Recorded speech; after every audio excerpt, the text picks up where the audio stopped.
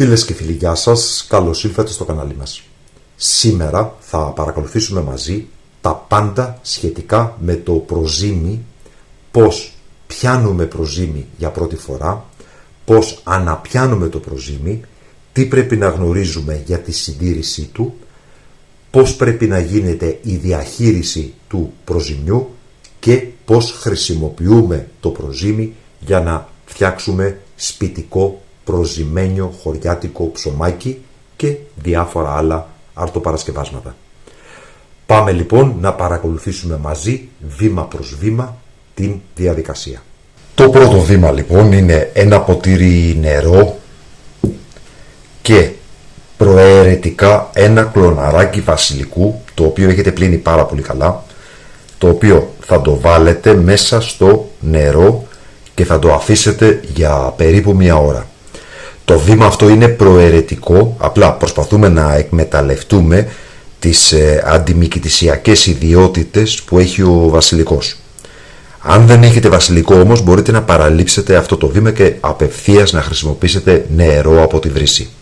Μετά από περίπου μία ώρα θα πάρουμε ένα μικρό μέρος από αυτό το νερό. Η μία ώρα έχει περάσει, οπότε αυτό το οποίο θα κάνουμε τώρα είναι να πάρουμε αλεύρι για όλες τις χρήσεις,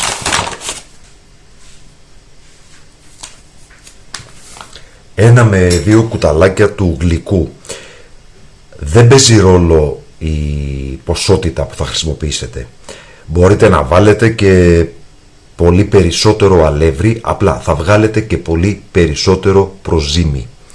Στο σημείο αυτό θα ήθελα να πω το εξής: μην ακούτε συμβουλές καναλιών που σας λένε να βάλετε 20 γραμμάρια, 200 γραμμάρια, 300 γραμμάρια αλεύρι. Δεν υπάρχει στάνταρ δοσολογία. Απλά όσο πιο πολύ αλεύρι βάλεις, τόσο πιο πολύ προζύμι θα βγάλεις. Θα προσθέσω λοιπόν εδώ λίγο από το νερό που πήρα από τον βασιλικό και θα ανακατέψω πάρα πολύ καλά. Στόχος είναι να δημιουργήσουμε έναν παχύρευστο χυλό. Περίπου με την σύσταση του χυλού για τις τηγανίτες παλιάς κοπής.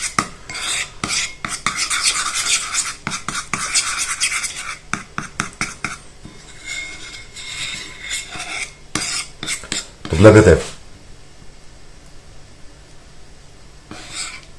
Υπάρχουν ακόμα γορμπαλάκια με αλεύρι. Δεν με ενδιαφέρει καν να τα διαλύσω. Λοιπόν, το πρώτο και μεγαλύτερο βήμα έχει ήδη ολοκληρωθεί. Αυτό λοιπόν το οποίο θα κάνουμε είναι θα αφήσουμε αυτό το μπολάκι σκεπασμένο με μια καθαρή πετσέτα κουζίνας ή με μια διάφανη μεμβράνη για ένα 24ωρο σε ένα μέρος που να μην έχει ρεύματα αέρα και προφανώς να μην είναι εκτεθειμένο σε άμεση ηλιακή ακτινοβολία. Την επομένη μέρα λοιπόν έχουμε αυτό εδώ. Το βλέπετε ότι ήδη έχει κάνει φουσκαλίτσες. Αυτό το οποίο λοιπόν θα κάνουμε είναι να προσθέσουμε λίγο νεράκι και θα προσθέσουμε αλεύρι για να κάνουμε έναν χυλό ακόμα πιο σφιχτό.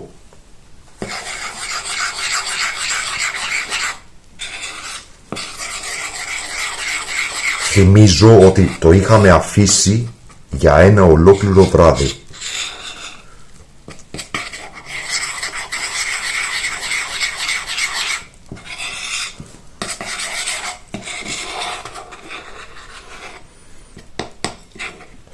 Το νερό που προσθέσαμε είναι 2-3 κουταλιές της σούπας.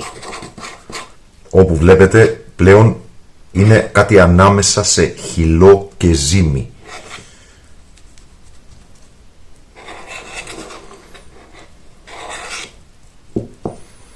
Αυτό εδώ.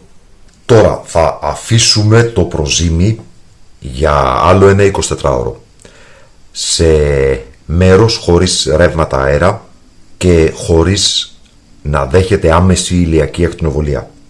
Θα δούμε λοιπόν αύριο ποια θα είναι η πρόοδος του.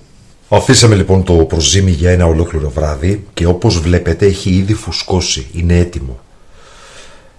Πολλές φορές το προζύμι μπορεί να γίνει και σε 1 ή σε 2 μέρες, τυπικά γίνεται σε 3 μέρες, αλλά κάποιες φορές μπορεί να πάρει και 4 ημέρες.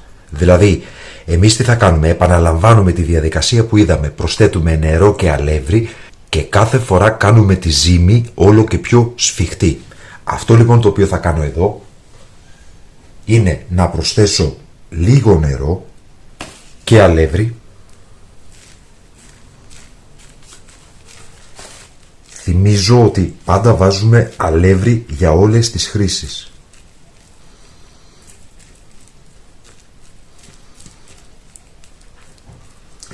Όπου τώρα πλέον θα φτιάξουμε μια κανονική σφιχτή ζύμη.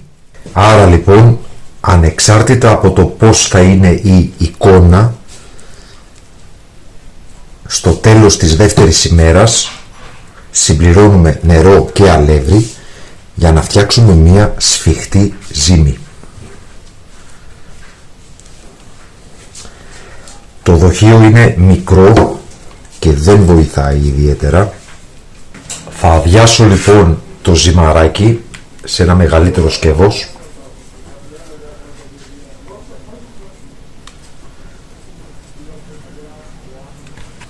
Λίγο αλευράκι και θα συνεχίσω το ζύμωμα εδώ.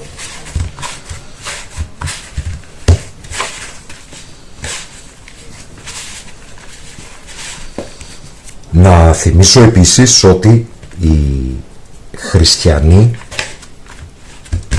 κυρίως κατά τα παλιά χρόνια, αλλά ακόμα και σήμερα, το προζύμι το έφτιαχναν χρησιμοποιώντας αγιασμό αντί για νερό και βασιλικό, τα οποία έπαιρναν από την εκκλησία την ημέρα του Σταυρού. Μια παράδοση η οποία συνεχίζει μέχρι και στις μέρες μας και η οποία έχει ασφαλώς τόσο λαογραφικό όσο και θρησκευτικό χαρακτήρα και σημασία. Αυτό εδώ λοιπόν, έτοιμοι είμαστε, το βλέπετε. Και τι θα κάνουμε τώρα? Τυπικά θα επιστρέψω το ζυμαράκι στο μπολάκι και θα το αφήσω άλλο ένα βράδυ να φουσκώσει. Επειδή όμως εγώ θέλω να δείτε τις φουσκάλες και τις τρύπες που θα δημιουργηθούν, θα το βάλω μέσα σε ένα διάφανο σκεύος και επειδή δεν έχω διάφανο μπολ θα χρησιμοποιήσω ένα μεγάλο ποτήρι. Εδώ λοιπόν θα πάρω αυτό εδώ το ποτήρι, έχω βάλει μέσα λίγο ηλιέλαιο και θα βάλω μέσα το ζυμαράκι μου, θα το πατήσω και θα βάλω εδώ εξωτερικά ένα λαστιχάκι ακριβώς εκεί που ήταν το ύψος του προζυμιού μου, το βλέπετε?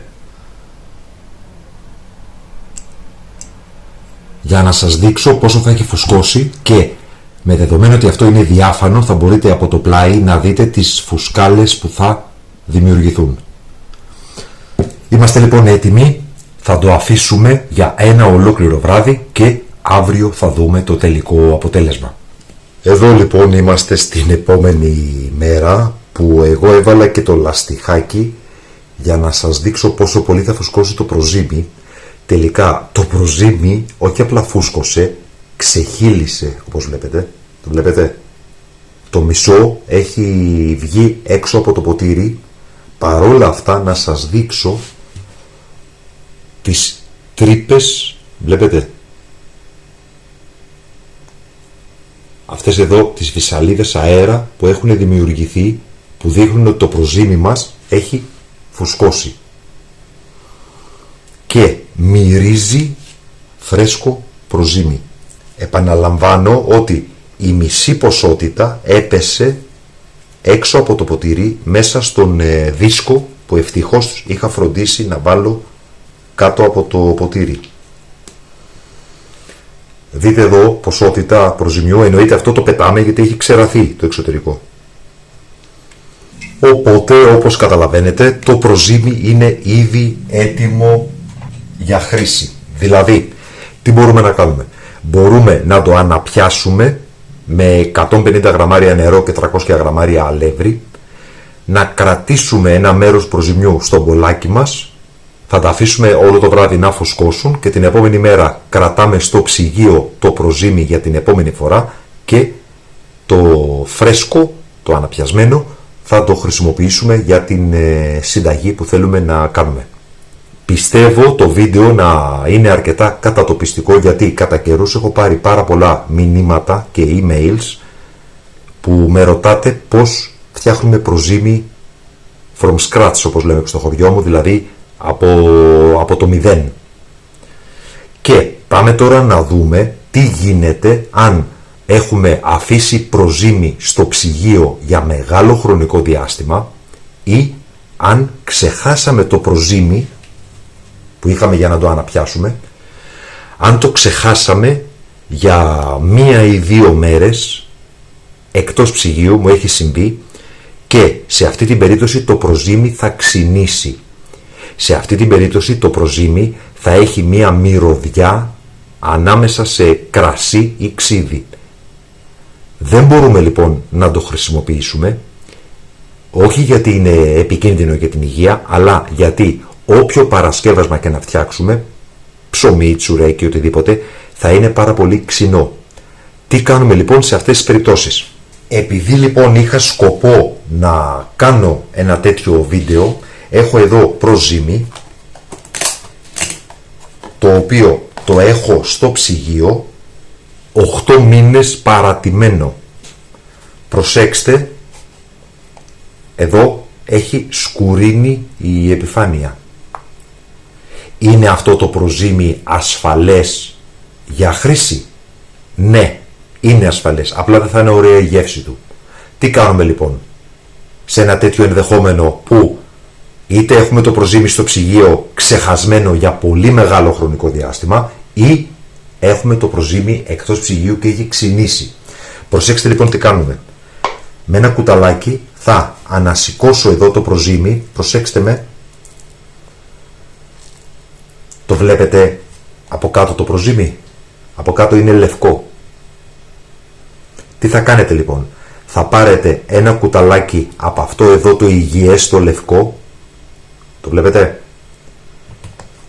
θα το διαλύσετε σε 150 γραμμάρια νερό, θα προσθέσετε 300 γραμμάρια αλεύρι, θα το αφήσετε όλο το βράδυ να φουσκώσει και έχετε ξανά φρέσκο, έτοιμο και δυνατό προζύμι, γιατί το έχετε φτιάξει όχι από το μηδέν, αλλά χρησιμοποιώντας αυτό εδώ το παλιό. Έτσι λοιπόν αξιοποιούμε προζύμι που έχουμε στο ψυγείο για πολύ μεγάλο χρονικό διάστημα χωρίς να το έχουμε αναπιάσει, ή προζύμι που έχουμε εκτός ψυγείου και μας έχει ξυνήσει. Να προσθέσω επίσης ότι για να πιάσουμε προζύμι μπορούμε φυσικά να το κάνουμε οποιαδήποτε εποχή, αλλά καλό είναι η θερμοκρασία περιβάλλοντος να είναι κάπου ανάμεσα στους 20 με 25 βαθμούς Κελσίου. Για το λόγο αυτό ενδείκνυται ως καλύτερη περίοδος η περίοδος στις αρχές Σεπτεμβρίου. Δεν είναι τυχαίο ότι οι γυναίκες τα παλιά χρόνια έφτιαχναν προζύμι, όπως σας είπα, του Σταυρού στις 14 Σεπτεμβρίου με αγιασμό και βασιλικό από την Εκκλησία.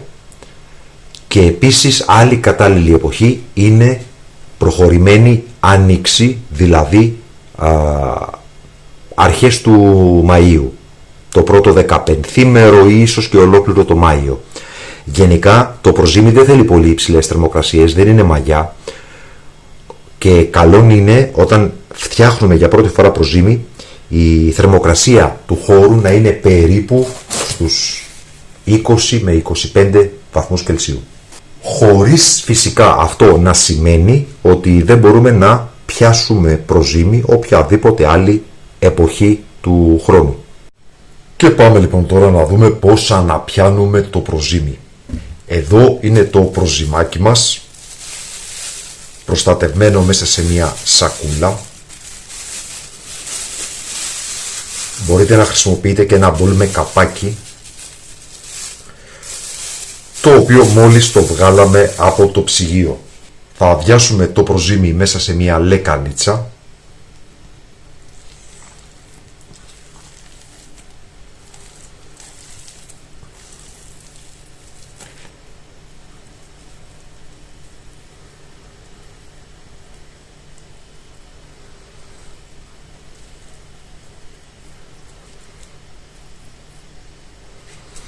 Αν υπάρχει τμήμα του προζυμιού που είχε πάρει αέρα και έχει γίνει σκληρό όπως είναι αυτό εδώ, καλό είναι να μην το προσθέσετε.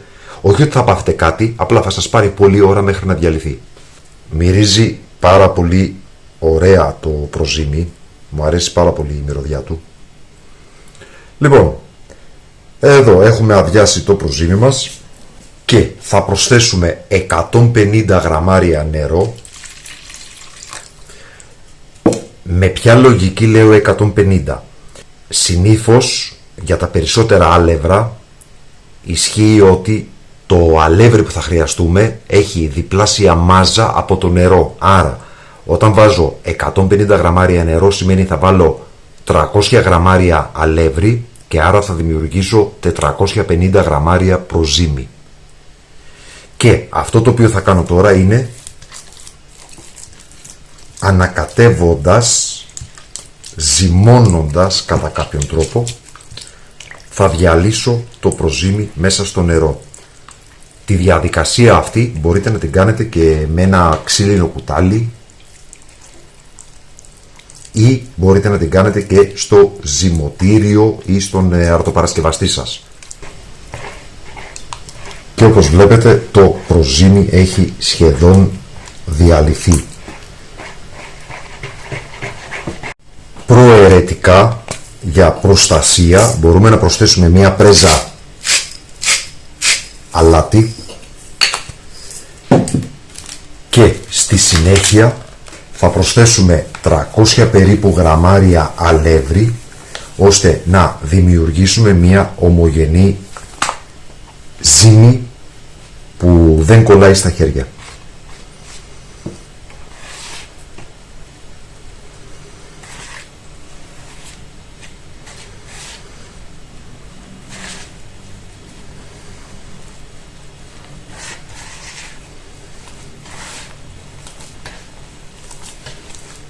Εγώ τώρα το αλεύρι δεν το ζυγίζω, καταλαβαίνω από εμπειρία και από την σύσταση της ζύμης πότε αυτή είναι έτοιμη. Εσείς αν είστε αρχάριοι, καλό είναι να το ζυγίσετε. Για 150 γραμμάρια νερό θα χρειαστείτε 300 γραμμάρια αλεύρι για όλες τις χρήσεις.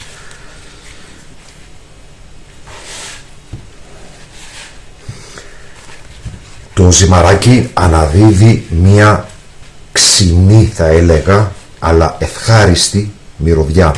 Είναι η χαρακτηριστική μυρωδιά του προζυμιού. Αν η μυρωδιά είναι ενοχλητική, σημαίνει ότι το αφήσατε να παραγίνει πριν το βάλετε στο ψυγείο. Και πάλι δεν είναι ανησυχητικό, ακόμα και αν σας ξυνήσει δηλαδή το προζύμι. Θα σας δείξω παρακάτω τι θα κάνετε αν το προζύμι σας ξυνήσει, αν το έχετε ξεχασμένο στο ψυγείο για πολύ μεγάλο χρονικό διάστημα. Να επιστήσω την προσοχή σας στο εξής. Τα χέρια πρέπει να είναι πεντακάθαρα και όλα τα σκεύη που θα χρησιμοποιήσετε θα πρέπει επίσης να είναι πεντακάθαρα. Δεν θέλουμε με κανέναν τρόπο να μεταδώσουμε οποιοδήποτε βακτήριο ή μύκητα ή άλλον μικροοργανισμό στο προζύμι μας.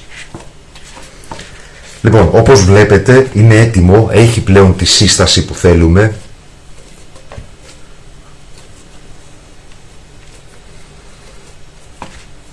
Αυτό το οποίο θα κάνουμε τώρα λοιπόν είναι να ξαναπάρουμε περίπου 350 γραμμάρια από το προζύμι, 350-400, και θα το βάλουμε στο μπολάκι που φυλάμε το προζύμι στο ψυγείο, μέσα στο οποίο έχουμε βάλει λίγο ηλιέλαιο. Δεν χρειάζεται να το πλύνετε το μπολάκι. Εδώ. Αυτό λοιπόν είναι το προζύμι που θα φυλάξουμε για την επόμενη φορά και αυτό το προζύμι που θα χρησιμοποιήσουμε για να ζυμώσουμε. Θα πάρουμε λοιπόν μια διάφανη μεμβράνη ή μια σακουλίτσα τροφίμων όπως χρησιμοποιώ εγώ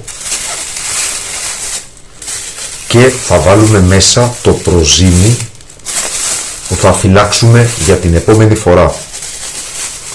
Βλέπετε, και εδώ απαλά θα την κλείσω από κάτω, όχι σφιχτά, θέλουμε να παίρνει αέρα. Ενώ αυτό εδώ το προζύμι που θα χρησιμοποιήσουμε για την Παρασκευή μας μπορούμε να το αφήσουμε απευθείας στη λεκάνη μέσα στην οποία θα ζυμώσουμε. Εγώ επειδή θα χρειαστώ αυτή τη λεκάνη σε λίγο για άλλη συνταγή, θα μεταφέρω το προζύμι εδώ σε ένα καθαρό μπολ μέσα στο οποίο έχω βάλει λίγο ηλιέλαιο. Και τι θα κάνουμε τώρα?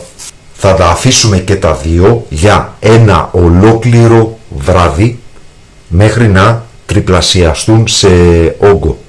Εννοείται ότι αυτό εδώ θα το σκεπάσουμε με μια καθαρή πετσέτα.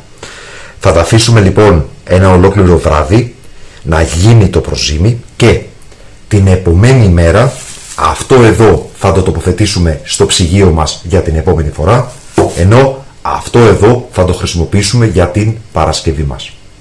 Μετά από ένα ολόκληρο βράδυ, αυτή εδώ είναι η εικόνα που βλέπετε. Αυτό είναι το προζύμι που θα φυλάξουμε στο ψυγείο μας για την επόμενη φορά και αυτό εδώ είναι το προζύμι που θα χρησιμοποιήσουμε στην Παρασκευή μας. Και επειδή το προζύμι είναι άρρηκτα συνδεδεμένο με το ζυμωτό ψωμί, πάμε να σας δείξω και πώς θα φτιάξετε ζυμωτό ψωμί. Σε μία λεκάνη θα βιάσουμε το προζύμι μας.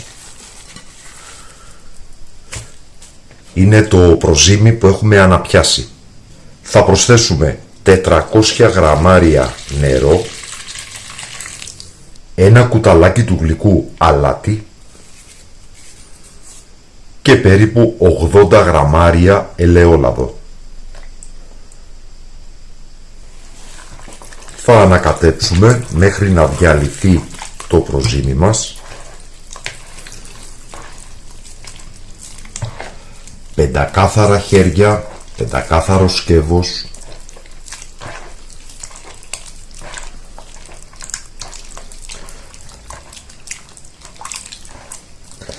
Στο σημείο αυτό θα θέλαμε να σας ευχαριστήσουμε που υποστηρίζετε το κανάλι και μας δίνετε το κουράγιο και την έμπνευση να συνεχίσουμε την προσπάθειά μας, και αυτό το κάνετε με την εγγραφή σας, πατώντας το καμπανάκι για να λαμβάνετε τις ειδοποιήσεις, πατώντας like, κοινοποιώντας το σύνδεσμο του βίντεο στα μέσα κοινωνικής δικτύωσης και βέβαια με τα σχόλια που μας γράφετε με τις ερωτήσεις και τις απορίες σας. Το προζύμι μας έχει διαλυθεί και θα προσθέσουμε 800 γραμμάρια αλεύρι. Εγώ προσθέτω δύο διαφορετικά είδη. Προσθέτω 600 γραμμάρια αλεύρι για ζυμωτό ψωμί. Είναι αυτό το χαρακτηριστικό, το σταρένιο, το αλεύρι με το υποκίτρινο χρώμα. Και 200 γραμμάρια αλεύρι για όλες τις χρήσεις. Συνολικά 800 γραμμάρια αλεύρι. Ασφαλώς και μπορείτε να φτιάξετε ψωμί μόνο με αλεύρι για όλες τις χρήσεις, αλλά από τη στιγμή που μπαίνετε σε μια διαδικασία να φτιάξετε ζυμωτό ψωμί, κάντε το σωστά, χρησιμοποιήστε αλεύρι για ζυμωτό ψωμί που θα δώσει αυτή την ωραία χωριάτικη υφή στο ψωμί σας και θα το κάνει μοναδικό και να ξεχωρίζει από οποιοδήποτε ψωμί έχετε ποτέ αγοράσει από το φούρνο της γειτονιάς σας. Θα ζυμώσουμε λοιπόν εδώ μέχρι να σχηματίσουμε μία ζύμη λία, εύπλαστη, που να μην κολλάει στα χέρια.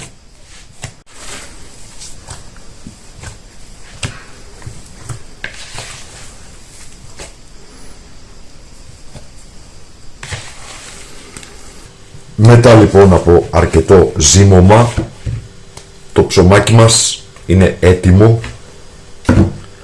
Εδώ βλέπετε τη ζύμη.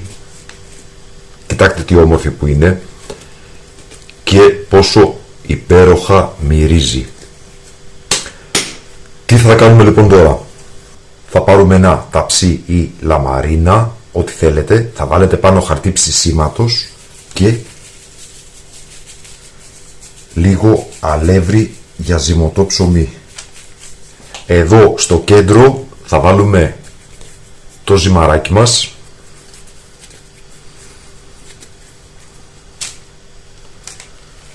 Και λίγο θα το πιέσουμε.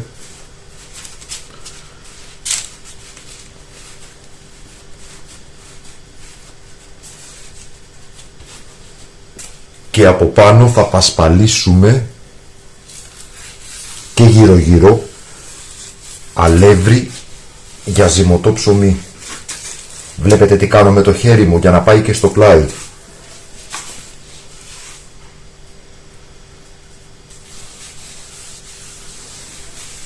Θα πάρουμε ένα πανέρι, καλάθι, ψαθί, μπολ, λεκάνι, ό,τι θέλετε.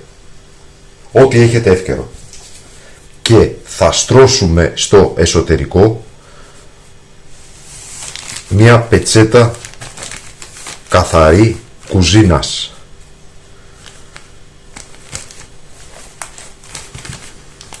Αυτό εδώ, βλέπετε. Θα κάνουμε μια φωλιά. Σας δείχνω τον πιο εύκολο τρόπο. Θα πάρουμε αλεύρι για ζυμωτό ψωμί και θα απλώσουμε σε όλη την επιφάνεια και στα πλάγια. Είναι σημαντικό.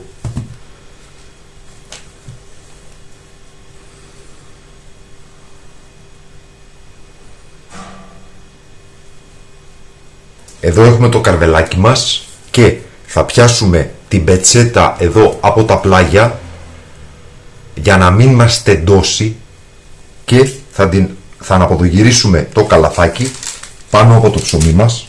Αυτό εδώ. Και θα το αφήσουμε για περίπου 3 ώρες να φουσκώσει. Καταλαβαίνετε ότι καθώς το καρβελάκι θα φουσκώνει θα πάρει το σχήμα αυτού εδώ του καλαθιού και θα μας δώσει ένα ωραίο στρογγυλό καρβέλι. Θα τα πούμε λοιπόν σε περίπου 3 ώρες που το ψωμάκι μας θα έχει φουσκώσει.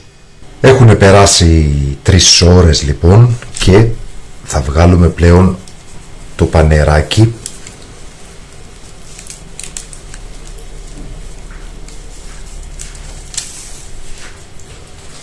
Το ψωμάκι μας, όπως βλέπετε, έχει φουσκώσει. Θα κάνουμε 2 χαρακές με ένα κοφτερό μαχαίρι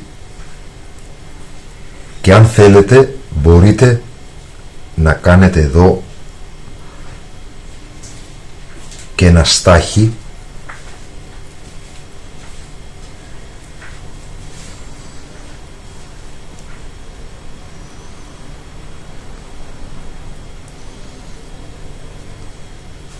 με τη βοήθεια ενός κοφτερού μαχαιριού. Και θα ψήσουμε το ψωμάκι μας σε προθερμασμένο φούρνο στους 200 βαθμούς Κελσίου, κλασικός φούρνος, αντίσταση πάνω κάτω, για 1 ώρα. Θα τα πούμε λοιπόν όταν το ψωμάκι είναι έτοιμο.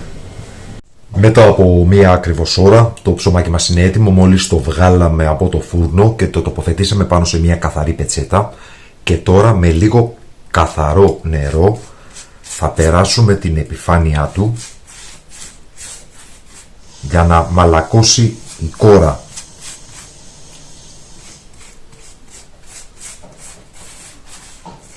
Και θα καλύψουμε την επιφάνεια με μια καθαρή πετσέτα και θα το αφήσουμε μέχρι να πέσει η θερμοκρασία ώστε να μπορούμε να το κόψουμε. Αυτό ήταν λοιπόν το σημερινό μας βίντεο, τα πάντα για το προζύμι, πώς πιάνουμε προζύμι, πώς αναπιάνουμε προζύμι, πώς χρησιμοποιούμε το προζύμι και πιστεύω να σας έδωσα να καταλάβετε ότι είναι μια διαδικασία η οποία είναι πάρα πολύ απλή και είναι πολύ σημαντικό το να έχεις να προσφέρεις στην οικογένειά σου, αλλά και να απολαμβάνεις και ο ίδιος ζυμωτό ψωμί με προζύμι φτιαγμένο στο σπίτι με υλικά που εσείς έχετε επιλέξει. Η διαδικασία λοιπόν είναι πάρα πολύ απλή και δεν χρειάζεται να δίνουμε ιδιαίτερη βαρύτητα στις υπερβολές που παρουσιάζονται σε διάφορα κανάλια και ιστοσελίδες που σας λένε ότι πρέπει να ταΐζεις το προζύμι σε τακτά χρονικά διαστήματα και πρέπει κάθε 2 και κάθε 3 ημέρες να αναπιάνεις το προζύμι και πρέπει να έχεις μετρημένα ακριβώς κάποια συγκεκριμένα γραμμάρια άλευρου και νερού. Όλα αυτά λοιπόν ανήκουν στη σφαίρα της φαντασίας. Η διαδικασία είναι πολύ πιο απλή, μην τρομάζετε, επιχειρήστε το και είμαι στη διάθεσή σας μέσα από τα σχόλια για οτιδήποτε χρειαστείτε. Αυτή ήταν λοιπόν η σημερινή μας παρουσίαση. Σας ευχαριστούμε που μας παρακολουθήσατε. Καλή συνέχεια, να είστε όλοι καλά.